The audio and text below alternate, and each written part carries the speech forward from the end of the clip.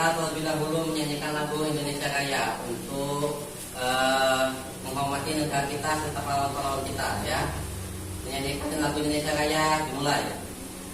Indonesia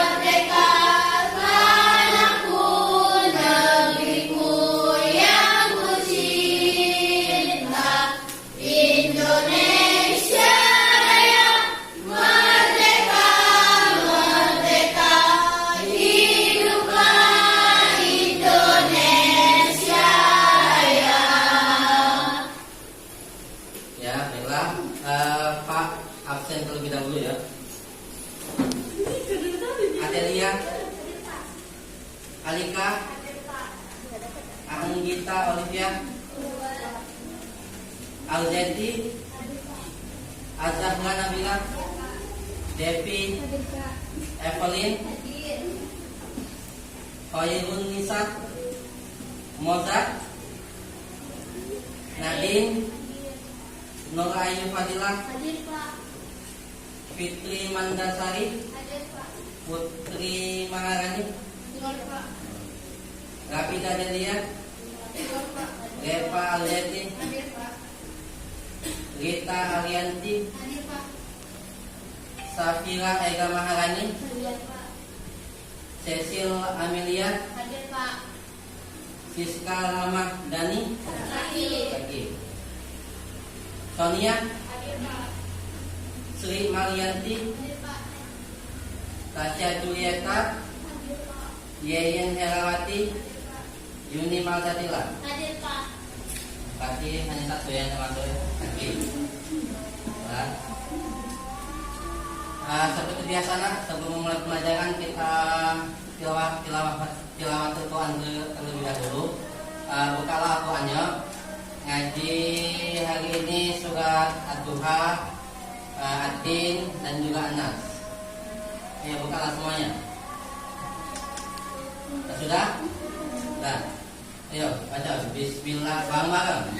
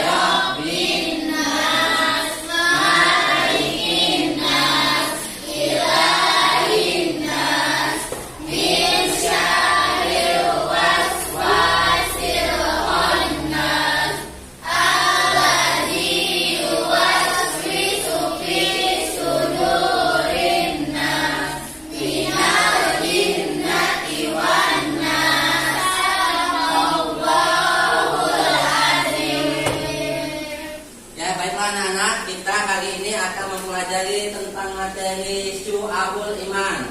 Ada yang tahu syu'abul iman itu apa? Ada yang tahu enggak? Nah? Ya, cabang-cabang iman. Nah, kalau sudah tahu tentang cabang-cabang iman, coba Pak nanya dengan Yuni. Yuni sebutkan macam-macam rukun iman kita berapa? Ada berapa? Coba sebutkan.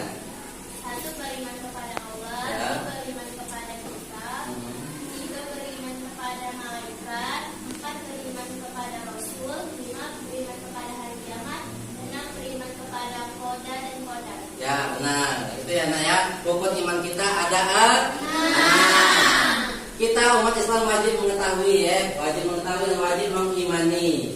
Nah, untuk pelajaran kali ini ya peta konsepnya yang ingin kita pelajari pengertian syu'abul iman, macam-macam manfaat dan juga pembiasaan sikap. Pembiasaan sikap yang harus kita amalkan dalam kehidupan sehari-hari. Ya, pengertian syu'abul iman. Syu'abul iman itu meliputi ajaran-ajaran Islam ya, ajaran-ajaran Islam tentang keimanan kita, ibadah dan juga akhlak. Salah satu contohnya banyak tadi rukun iman kepada Allah. Iman kepada Allah apa sih yang harus kita lakukan untuk beriman kepada Allah itu? Udah, salah satunya ya sholat 5 waktu harus dikerjakan. Kalau tidak dikerjakan berarti kalian tidak mengimani iman kalian kepada Allah. Sholat juga bukan cuma sholat saja, apa doanya dan juga zikirnya. Kalau kalian sholat ya itu sudah dapat 27 rakaat ini, 27 rakaat tingkatan pahalanya. Kalau ditambah dengan zikir itu juga nak ya, zikir itu pahalanya sama dengan kalian mengerjakan sholat 5 waktu itu 1 kali. Misalnya sholat zuhur. Nah, itu zikir ya. Kalau ditambah dengan doa juga lengkap, komplit. Kalau kalian cuma sholat baik, zikirnya tidak, doanya juga tidak lengkap, tidak komplit. Kalau kata ulama kita itu sia-sia baik itu sholat, sia-sia. Tapi kalau kalian sholat, lengkapi dengan juga zikir dan diakhiri dengan doa, insya Allah itu pahalanya komplit, dapat galau-galau. Itulah kalau kalian sudah tarafnya mencapai iman kepada Allah, tidak lagi disuruh-suruh, tidak lagi dipinta-pinta, tegak sendiri hati kalian untuk mengimani Allah melalui dengan sholat. Syu'abul iman itu terbagi 3 cabang ya nak, yaitu berkaitan dengan hati, berkaitan dengan lisan, dan juga berkaitan dengan anggota tubuh. Kalau yang berkaitan dengan hati banyak sekali ya nak, banyak sekali. Dengan cara mengimani pencipta kita yaitu Allah. Terkadang kita orang Islam masih kalau nyebut Tuhan. Kalau Tuhan itu nah konsepnya banyak, bukan cuma Allah. Ada dewa, ada para dewa, dan juga ada kalau Tuhan-Tuhan di agama lain ya, itu namanya Tuhan. Tapi kalau kita ingin mengimani syu'abul iman tadi, mengimani Allah tadi, kita nyebutnya Allah. Kalau ditanya siapa Tuhanmu? Allah. Itu. Ini enggak, kadang kita masih serahkan saja kepada Tuhan. Enggak, bukan saya itu nah konsepnya. Serahkan saja kepada Allah, beristighfar kepada Allah, pasrah kepada Allah, bukan pasrah kepada Tuhan. Tuhan itu banyak. Nah, tapi kalau di Islam itu tetap nyebutnya Allah, makanya tiada Tuhan selain Allah. Berharap rahmat dan kasih sayang Allah itu termasuk dengan syu'abul iman yang berkaitan dengan hati, tidak berputus asa, menghindari cinta dunia. Banyakan manusia masih cinta dunia, lebih mementingkan isi dunia daripada isi akhirat. Duit, HP, tahta, jabatan, ya dengan disuruh sholat adalah itu. Mensyukuri nikmat Allah, menahan diri dari marah. Masih banyak orang yang terbawa emosi, tidak bersyukur.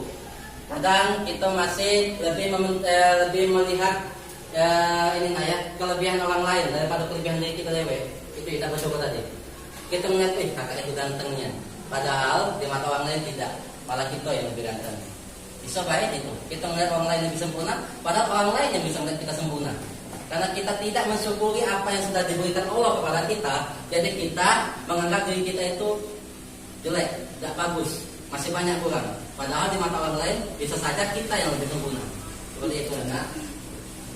Nah, syu'abul iman yang berkaitan dengan lisan ada juga ini ya, membaca kalimat thayyibah, membaca ayat-ayat Al-Quran, mempelajari ilmu pengetahuan, berdoa kepada Allah, membaca istighfar dan berkata-kata yang baik. Membaca kalimat thayyibah itu sama saja dengan berkata-kata yang baik, nah, yaitu kalimat zikir yang kata Pak tadi ya, membaca Al-Quran, membaca istighfar, astagfirullahaladzim, astagfirullahaladzim.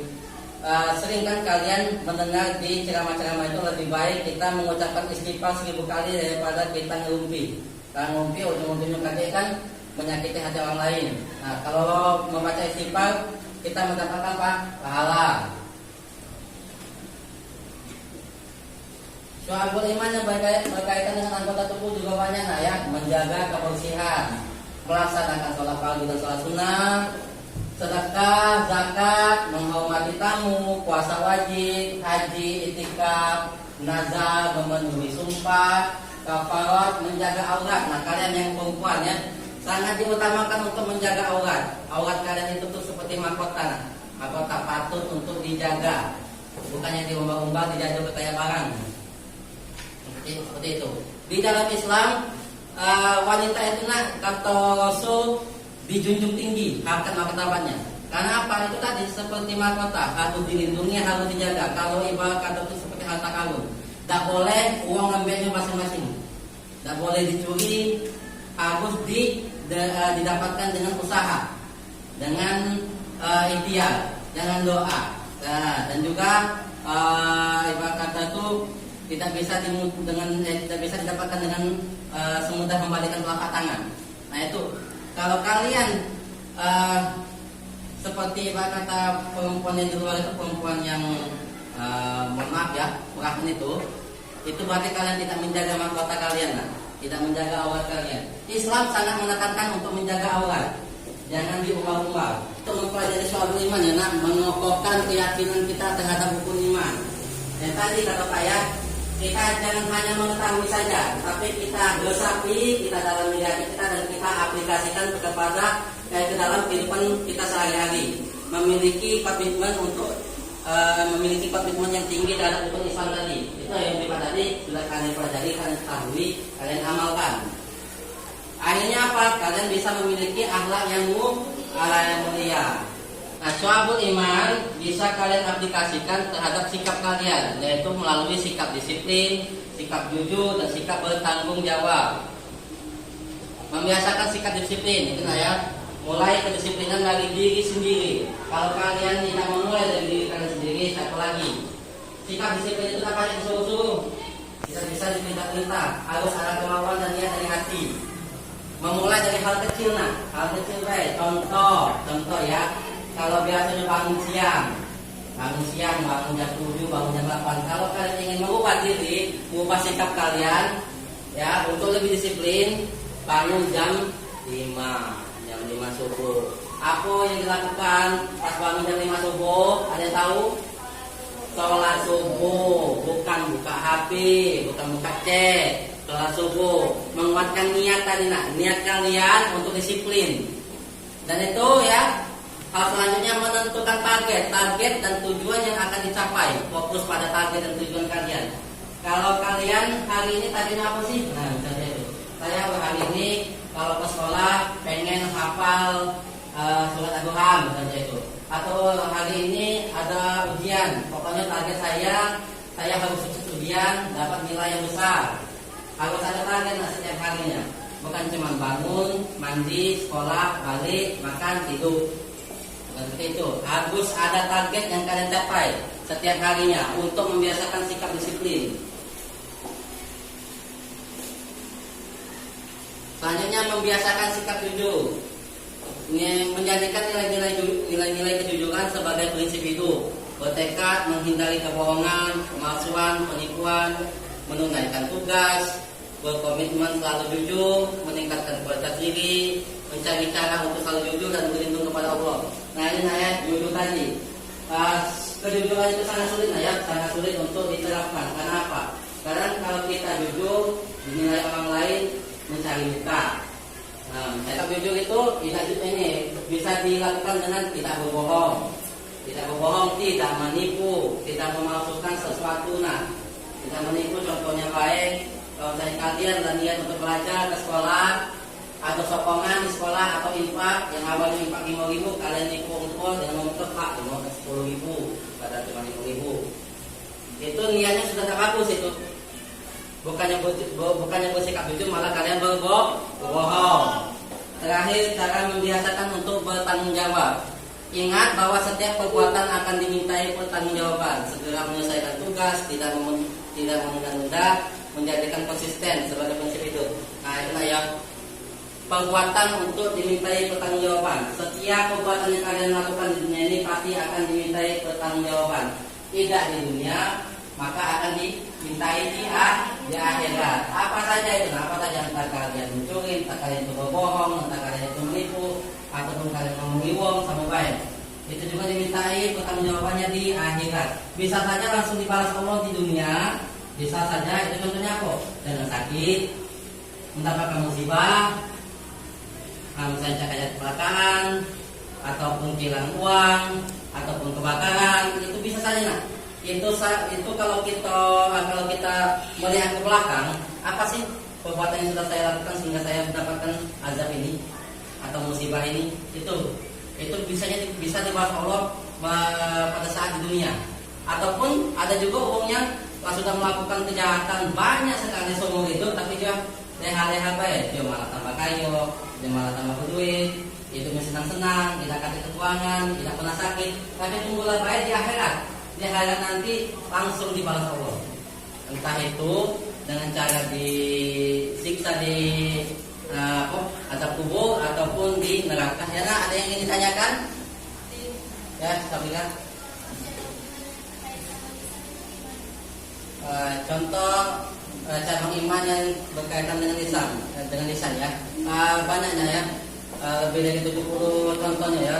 Dengan cara tadi yang kita mengimani Allah, berkata-kata baik, tetapi yang paling penting itu tuh ya, paling penting kalian itu sering-sering mengucapkan istighfar. Sering-sering mengucapkan istighfar, membaca kalimat thayyiban yaitu kalimat zikir, astagfirullah, astagfirullah, astagfirullah, la ilaha illallah, la ilaha illallah. Dan juga yang paling penting adalah kalian menerapkan kepada diri kalian untuk sehari-hari agar rajin membaca Al-Quran. Jangan Al-Quran itu hanya terpajang di rumah saja, berdebu, tidak ada manfaatnya. Tapi kalau kalian membaca Al-Quran, kalian terapkan dalam kehidupan sehari-hari, Al-Quran itu yang akan menolong kalian pas kalian telah tiada atau kalian meninggal. Di akhirat nanti, syafaat yang paling pertama kalian dapatkan itu apa? Pertolongan dari Rasul dan juga Al-Quran. Al-Quran itulah yang akan menerangi alam kubur kalian. Nah, itu ya. Jadi salah satu contoh cabang-cabang iman yang berkaitan dengan lisan tadi, berkata-kata yang baik, ya, membaca kalimat thayyiban, zikir, dan juga paling penting membiasakan diri untuk membaca Al-Quran. Gimana Sabila, paham? Nah, ada lagi yang bertanya nggak? Satu lagi. Manfaat cabang iman. Manfaatnya ya, nak ya. Seperti yang Pak jelaskan tadi, bisa memperbaiki diri kalian, bisa memperbaiki sikap kepribadian kalian agar kalian ya yang awalnya tadi malas, contohnya Pak tadi ya, malas bisa menjadi rajin. Yang awalnya kalian itu tidak dekat dengan Tuhan bisa mendekatkan diri kepada Allah. Yang awalnya itu tidak mencintai Rasul bisa mencintai Rasul. Jadi kalian itu bisa mempelajari cabang-cabang iman tadi untuk mendekatkan hati kalian kepada Allah. Hikmahnya tadi itu ya, hikmah dan juga manfaatnya.